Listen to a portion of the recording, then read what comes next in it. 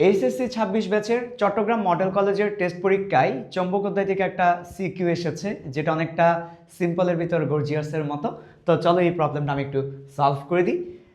Physics ল্যাবে একজন শিক্ষক তড়িৎ চৌম্বক আবেশ বোঝানোর জন্য 5 টেসলা অর্থাৎ চৌম্বক ক্ষেত্রের মানটা দেওয়া আছে।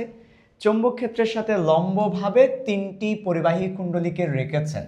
তাহলে কুণ্ডলীর সাথে চৌম্বক ক্ষেত্রটা লম্বভাবে আছে, যাদের প্রতিটি পাক সংখ্যা 500, তার মানে প্রতিটি বলেছে, তার মানে 3টা কুণ্ডলীর সবার কাছেই 500টা পাক সংখ্যা আছে, এন এর মানটা দেওয়া আছে। এদের মধ্যে প্রথম যেটা আছে, প্রথম কুণ্ডলী 5 সেন্টিমিটার ব্যাসার্ধের বৃত্তাকার, দ্বিতীয়টি 10 সেন্টিমিটার ক্ষেত্রফল বিশিষ্ট আয়তকার। আচ্ছা, 10 সেন্টিমিটার স্কোয়ার হবে, 10 সেন্টিমিটার স্কোয়ার ক্ষেত্রফল বিশিষ্ট আয়তকার, এবং তৃতীয়টি 45 সেন্টিমিটার স্কোয়ার ক্ষেত্রফল বিশিষ্ট বর্গাকার। দ্বিতীয় এবং তৃতীয় কুণ্ডলীতে 0.5 সেকেন্ডে ক্ষেত্র থেকে বের করে নেওয়া হয়। তার মানে দ্বিতীয় এবং তৃতীয় কুণ্ডলীর কথা বলা হয়েছে, প্রথম কুণ্ডলীর কথা বলা হয়নি। তার মানে 3টা কুণ্ডলীর মধ্যে দ্বিতীয় এবং তৃতীয় কুণ্ডলীকে আমরা 5 সেকেন্ডের মধ্যে কি করছি বলতো, চৌম্বক ক্ষেত্র থেকে বের করে নিয়ে আসছি। তাহলে 5 সেকেন্ডের মধ্যে আমরা ঢুকিয়ে আবার বের করে নিয়ে এসেছি। অর্থাৎ দ্বিতীয় এবং তৃতীয় কুণ্ডলী গতিশীল, কিন্তু প্রথম কুণ্ডলী সেটা গতিশীল বলা হয়নি, প্রথম কুণ্ডলী কিন্তু স্থির। আচ্ছা, এখন জিজ্ঞেস করেছে প্রথম কুণ্ডলীতে তড়িৎ চৌম্বক ফ্লাক্সের পরিবর্তন কত। তো তড়িৎ চৌম্বক ফ্লাক্সের পরিবর্তন যদি আমরা বলতে চাই তাহলে এটা ফাই, এবং ফাই সমান আমরা জানি পাক সংখ্যা এন, এরপর হচ্ছে আচ্ছা দুঃখিত, একটা পাকের জন্য হবে এ বি কস থিটা। তাহলে এন সংখ্যক পাকের জন্য হবে এন ফাই, তখন আমাদের এখানে এনটা আসবে। অর্থাৎ একটাতে ফ্লাক্স হচ্ছে A B cos theta, N সংখ্যকের জন্য হবে N A B cos theta. এই হচ্ছে আমাদের সূত্র। এখন তাহলে চলো এটাকে আমরা মোট ফ্লাক্স বলছি, কাজে এখানে আর এক্সট্রা করে এন না লিখলেও চলে, এটাকে আমরা একেবারে বলে ফেলতে পারি এটা হচ্ছে আমাদের মোট ফ্লাক্স, যেটা আমাকে জানতে চেয়েছে। সো এটা সমান সমান আমরা এখানে লিখেছি মোট ফ্লাক্স। তাহলে মোট ফ্লাক্স আমরা কত পাচ্ছি, 500।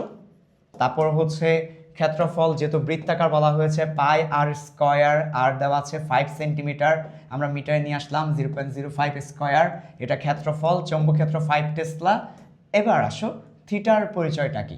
থিটা হচ্ছে চৌম্বক ক্ষেত্রের সাথে কুণ্ডলীর লম্বের, তাহলে চৌম্বক ক্ষেত্রের সাথে আমাকে দেখতে হবে কুণ্ডলী না, কুণ্ডলীর লম্ব নিতে হবে, কারণ কুণ্ডলীর দিক হচ্ছে কুণ্ডলীর লম্ব বরাবর, কুণ্ডলীর লম্বের কোণ।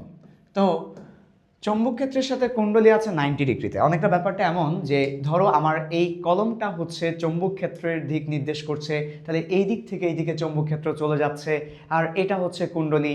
তাহলে দেখো কুণ্ডলীর সাথে চৌম্বক ক্ষেত্র 90 ডিগ্রিতে আছে, বাট মাথায় রাখতে হবে কুণ্ডলী কিন্তু ভেক্টর রাশি, কুণ্ডলীর ক্ষেত্রফল, এবং ভেক্টরের দিক হচ্ছে কুণ্ডলীর লম্ব বরাবর, ভেক্টরের দিক হচ্ছে কুণ্ডলীর লম্ব বরাবর।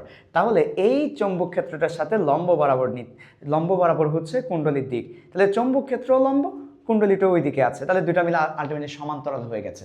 অর্থাৎ কুণ্ডলী লম্বে থাকায় কুণ্ডলীর লম্বটা চৌম্বক ক্ষেত্রের সাথে সমান্তরালে চলে এসেছে, যার কারণে থিটা 90 নেওয়া যাবে না, থিটা নিতে হবে 0 ডিগ্রি।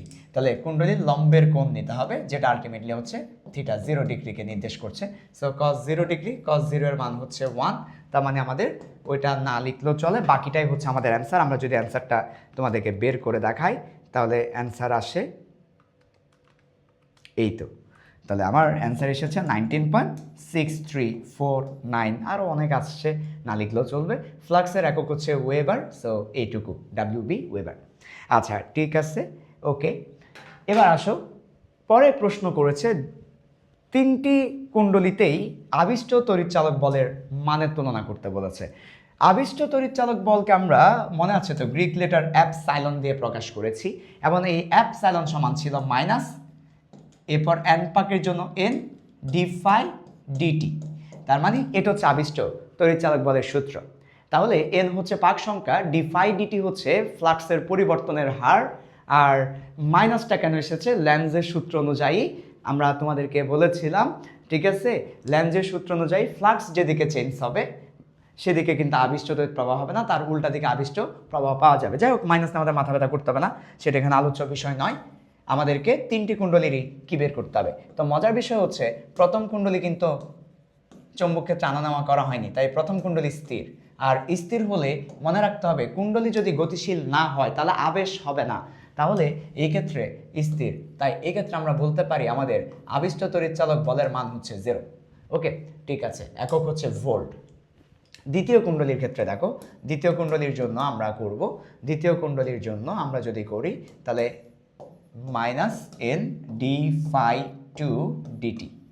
ওকে, দেন হচ্ছে -n d∅ dt। আমরা এখানে যে কাজটা করব, d∅ এর মানটা বসিয়ে দিব ab।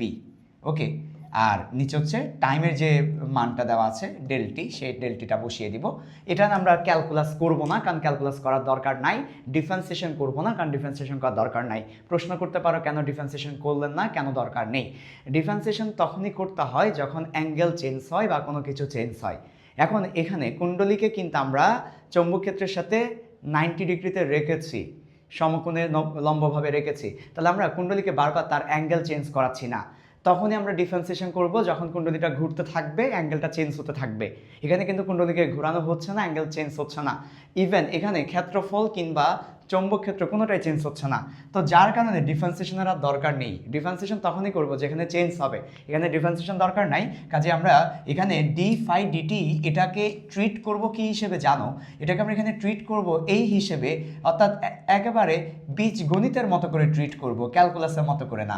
ফ্লাক্সের পরিবর্তন, সময়ের পরিবর্তন, ফ্লাক্সের পরিবর্তন ab, আর সময়ের পরিবর্তন যে 5 সেকেন্ড যেটা দেওয়া আছে সেটা আমরা এখানে বসাবো, টিটা লিখে দিলেই হবে।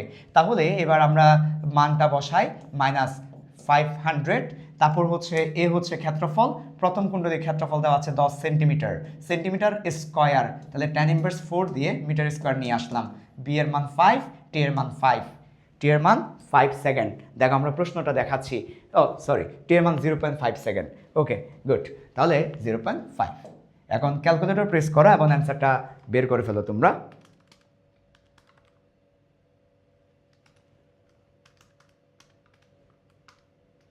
ওকে, অ্যান্সার এসেছে -5। এই মাইনাসটা কিন্তু ধিক বোঝাচ্ছে, কাজেই মাইনাস খুব একটা সিগনিফিকেন্ট না, সো মাইনাসটা ধিক বোঝাবে। আর মেইন মান হচ্ছে 5 ভোল্ট। একইভাবে আমরা এই কাজটা যেভাবে করেছি সেম কাজটা আমরা করব তৃতীয় কুণ্ডলীর ক্ষেত্রে।